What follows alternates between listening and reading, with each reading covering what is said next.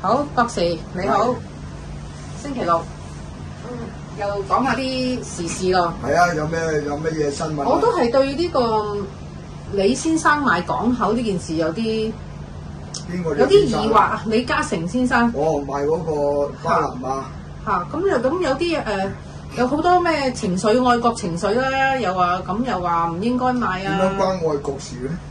咁佢覺得哇，你對賣俾美國佬，咁第日我哋港口啊麻煩啊嘛。點樣賣俾邊個好咧？咁係咯，又冇人接棒喎。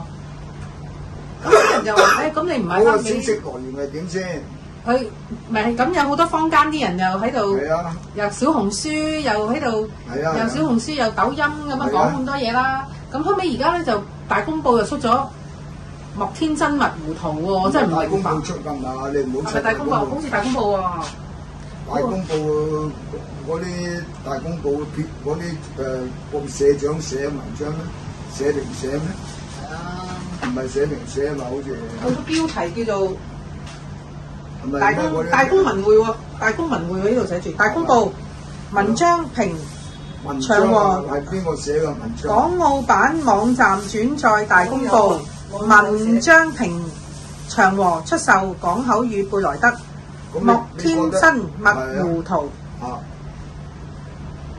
咁仲有咩講啊？話咗咩話？李生乜嘢？呢個一個唔係一個。話佢出賣國家利益啊！我都唔係好明喎，呢個並非一個普通嘅商業行為。咁係咩行為啊？犯法行為咩？買嘢？咪第一你要首先寫文章嗰係乜水先？我要及下先呢個大公報。咁成堆人喺文章周圍報紙寫嘢㗎啦，咩都有人寫㗎啦，香港言論自由啊嘛。咁大公報都係新聞界，佢都有言論自由，咁寫嘢㗎。咁你嗰啲坊間啲 KOL 咁啊，揦啲文章，我都覺得係。咁作做咩咧？我都覺得啲人係唔應該，就唔係好清楚啲事情，就不斷咁喺度評論啊。係咪啊？係咯。咁言論自由啊嘛，大公報都係新聞言論自由㗎，可以。而家你首先最緊要知道寫呢個人係乜水先，用咩身份寫先？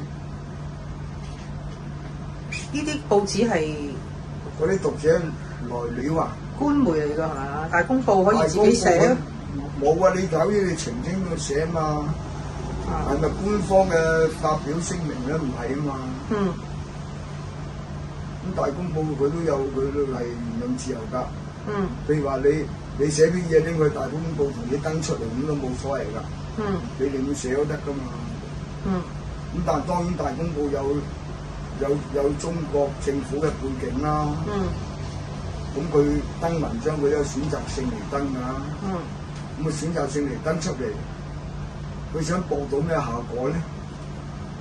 啱啱最近中央政府開完兩會，仲呼籲啲人咧搞好香港嘅投資環境氣氛啊嘛。咁會唔會有啲無間道啊，整啲咁嘅嘢出嚟咧？破壞香港嗰個經濟，又破壞咗中央嗰個政策咧，和諧政策咪而家要搞翻。係咯。係咪啊？反而我覺得香港人就唔係話咁。冇啊！而家你係嗰啲海外 KOL 亂咁炒啊嘛。係咯。咁啊，此其一，此其二咧，你話咩港澳版網站？港澳版網站個人都可以掟啲嘢上去擺㗎。係啊，港澳版網站轉載大公報。有咩意思啊？咁啊講好啊！咁你話港澳版網站有冇人把關？點解要擺啲咁嘅文章去破壞咗中央嗰個對外嘅經濟和諧政策咧？係咯，做生意啫係嘛？可唔可以咁咯？係咯。咁你話成哥單交易係非法嘅，咁你咪可以由官方出面制止佢呢單交易噶嘛？所以你見你先生冇出聲啊？冇回應。咁我咪即係你先生做得正確咯。而唔係而家啲海外 KOL 好雜死㗎，亂炒。係咯，我都覺得。但係當然啦，我哋有個立場就話喂，如果你嗰啲大公報、文匯報、港澳版網站咧係中國政府嘅機構嚟嘅，咁你嗰把關嘅人咧，咁你會唔會考慮為一過濾啊？先登呢啲嘢咧。啱啱個兩會開完，國務院總理又出嚟要香港咧要對外更加友好聯絡，啲人嚟投資啊嘛。咁如果你去打壓李先生埋呢單嘢，又話佢漢奸，又話出賣國家利益乜乜物物，咁咪邊個做咗生意賣咗啲嘢收錢唔合理咩？同埋我哋知道好似阿長和咧係公開招標㗎，即係話而家啲賣啦，你哋可以出價啦咁樣㗎，公開喎，公開㗎，係咯。咁啊，此其一。如果你中國政府有興趣，你咪自己買咯。係咯，乞頭咯。但係咧，我哋有一個保留咧，就係話中國政府我會考慮，就算佢買咗咧，都會俾美國政府買巴拿馬總統整蠱咧，就跟價冇賣。係。變咗佢哋唔敢買，咁啊唯有係同埋你咁大單嘢係美國政府買翻嘅，唔係美國政府買喎，而家佢賣咗俾意大利喎。意大利㗎。貝萊德公司。貝萊德係有份。撐佢俾啲融資啊嘛，正式買家係意大利航運巨子嚟㗎。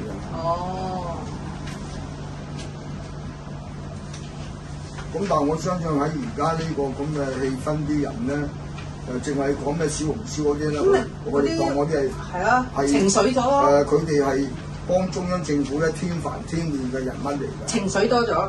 但如果你話你大公報、文匯報啲呢啲港澳版網站咧，係咪有無間道喺度滲入咗去搞事搞鬼咧？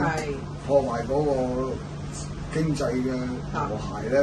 呢個咧就有關方面咧應該要跟進下。同埋我唔係好明佢個標題同佢個內文點樣莫天真迷糊咧？我搞到好迷糊。寫咩都冇所謂。係咯，好迷糊啊！令人你迷糊啫，人哋點寫佢你唔明就你嘅事啦。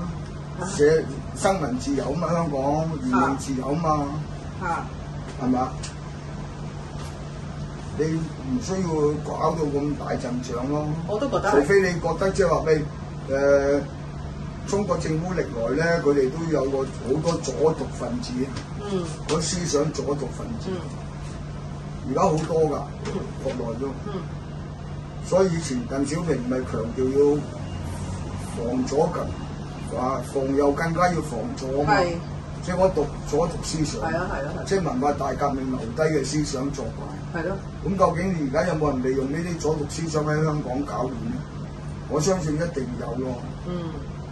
一定有咯，但對個社會唔係好事。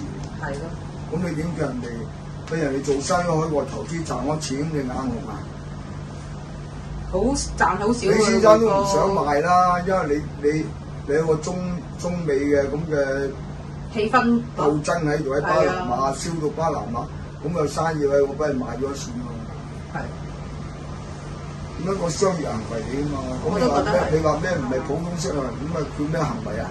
我都唔明，即係覺得情緒化咗。所以你唔好理呢啲咁嘅閒雜人咁啊！佢講有佢嘅自由咁講，但你可以置之不理啊。所以李先生唔出聲咧係高見。都啱嘅。我正常交易正常性。如果你認為我唔妥嘅，咪出禁制令決唔俾我賣咯。你因為你而家中國政府開兩會都話要香港依法啊嘛。特別嗰黃係乞衣對話講埋要有誠信啊，要依法。唔係喎，做多啲咩外國生意喎，係咪啊？做多啲外國世界情歌咪即係做外國生意。講好香港故事喎。做外國生意，做生意而家有賣有賣㗎啦。係嘛？啱啊。同埋而家你香港嗰個經濟咁低迷。咁或者佢阿成哥嚟諗過我賣咗佢，將啲錢拎翻嚟香港投資都得㗎。係咪啊？商業行為咯。而家向好睇啦。但係最重要係中央政府要警惕咯。香港好多內部啲官員啊、幹部啊，我哋懷疑係無間道嘅。